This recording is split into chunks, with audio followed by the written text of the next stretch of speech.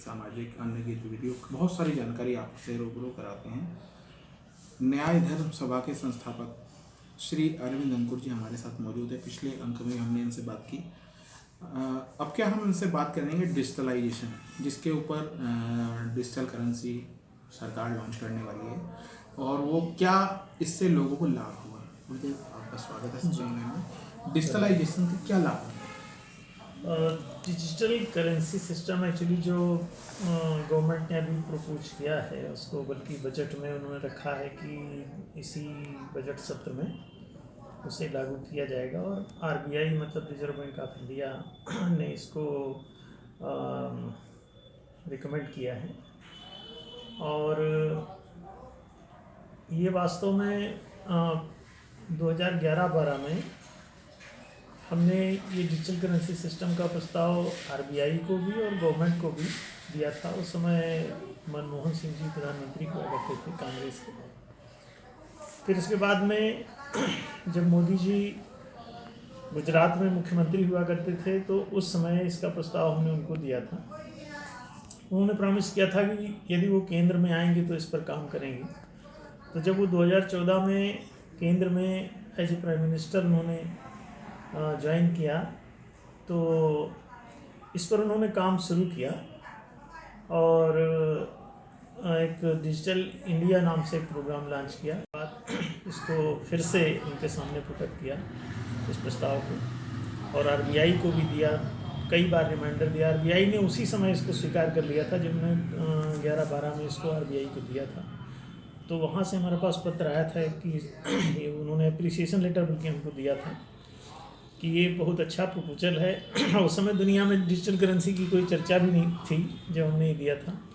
अन्ना हजारे जी जब वहाँ 11-12 के ही आंदोलन में, जब भ्रष्टाचार विरोधी आंदोलन चला रहे थे इंडिया अगेंस्ट करप्शन के बैनर तले, तो उनको भी हमने दिया था कि ये जन लोकपाल से वास्तव में भ्रष्टाचार, काला धन वगैरह नहीं खत्म होगा, बल्कि इसके डिजिटल करेंसी सिस्टम के लागू करने से ये पूरी तरह से समाप्त हो जाएगा।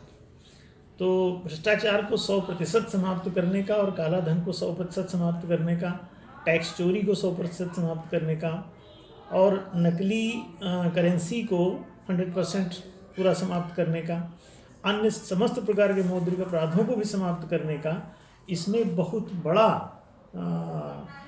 ग्राउंड है और बहुत बड़ी इसकी सामर्थ्य है इस डिजिटल करेंसी सिस्टम की, कि जैसे ही करेंसी को फिजिकल फॉर्म के स्थान पर डिजिटल फॉर्म के रूप में जब स्थापित किया जाएगा तो इसका जो डिजिटल फॉर्म है वो इतना प्रभावी है कि वो एक्चुअली अंक लेखित प्रणाली होती है, जिसमें अंकों को लिख करके ही मुद्रा का जन्म होता है।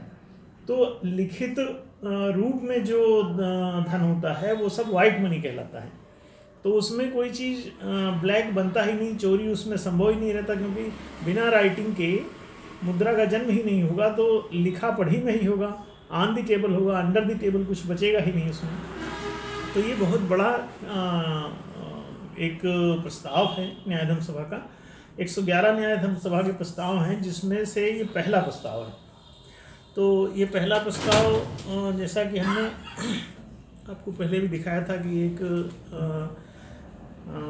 पूरे 111 प्रस्तावों का ये बुकलेट है, जिसमें से ये पहला जो प्रस्ताव है इसका वो डिजिटल करेंसी सिस्टम का ही है। और ये आप देखें इसमें कि आंकिक मुद्रा प्रणाली ये पहला प्रस्ताव है, और ये जो है भ्रष्टाचार की पूर्ण समाप्ति, काले धन की पूर्ण समाप्ति, नकली मुद्रा की पूर्ण समाप्ति, टैक्स चोरी की पूर्ण समाप्ति, अन्य मौद्रिक अपराधों की भी पूर्ण समाप्ति ये गारंटी देता है। और ये कहता है कि यदि फिजिकल फॉर्म में जो सिक्के और नोट, कागजी मुद्रा और धातु के सिक्के जो चलते हैं, उनके स्थान पर डिजिटल फॉर्म में करेंसी चलाई जाती है। तो ये आरबीआई ने इसको एक्सेप्ट कर लिया था, हमारे पास उसका भी किया था। तो उसके माध्यम से उन्होंने कहा था कि ये हाँ इम्प्लीमेंटेबल है और इसको लागू किया जा सकता है।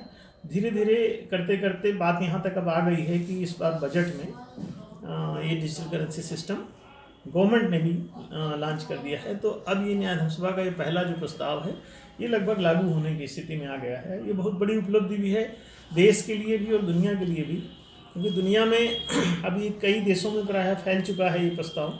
हमने अन्य भी देशों को भी कईयों को भेजा था इसी प्रपोजल को।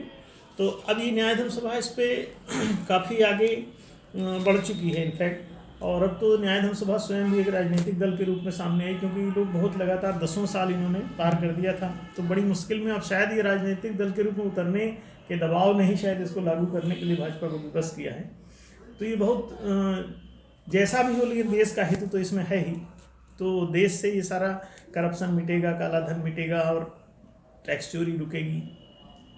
नकली करेंसी का जो डर पूरी दुनिया को सताता है, हर अर्थव्यवस्था को चाटे जा रहा है, तो वो रुकेगा।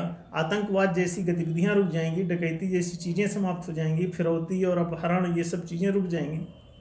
भ्रष्टाचार, घूसखोरी जो सबसे बड़ी समस्या है, वो पूरी तरह से इसमें समाप्त हो जाएगी। और करेंसी को डिजिटल करने से केवल करेंसी ही डिजिटल नहीं होती, बल्कि प्रॉपर्टीज़ भी डिजिटल हो जाती हैं। क्योंकि प्रॉपर्टी करेंसी के माध्यम से ही एक से दूसरे को ये आती जाती है, तो वो भी ऑन रिकॉर्ड हो जाती है। तो जब मार्केट की थ्योरी ही पूरी करेंसी बेस्ड है, तो सारे जितनी भी वस्तुएं खरीदी बिक्री के तहत होंगी, मुद्रा के माध्यम से एक बार उनका क्रय विक्रय हो जाएगा, तो वो सब डिजिटलाइज हो जाएंगी, ऑन रिकॉर्ड हो जाएंगी। तो प्रॉपर्टी भी जो ब्लैक है वो भी ख़त्म हो जाएगी।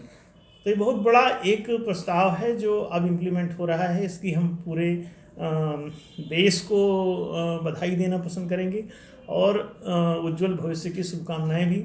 साथ में ये जो गवर्नमेंट ने जो स्टेप लिया है, भले ही दबाव में लिया हो या जैसे भी लिया है, वो इनफैक्ट वो धन्यवाद के पात्र है न्याय धर्म सभा की तरफ से। गुरुजी, श्री अरविंद अंकुर जी ने बताया न्याय धर्म सभा का पहला प्रस्ताव पारित हो चुका है। बहुत जल्दी ये डिजिटलाइजेशन हो जाएगा, ये करेंसी डिजिटल में आ जाएगी और धीरे धीरे इनके प्रस्तावों को भी राजनीतिक पार्टियां, सत्तारूढ़ पार्टियां और बड़े दल भी मानने लगेंगे, जिससे देश का उद्धार होगा और देश एक नई दिशा की तरफ चलेगा।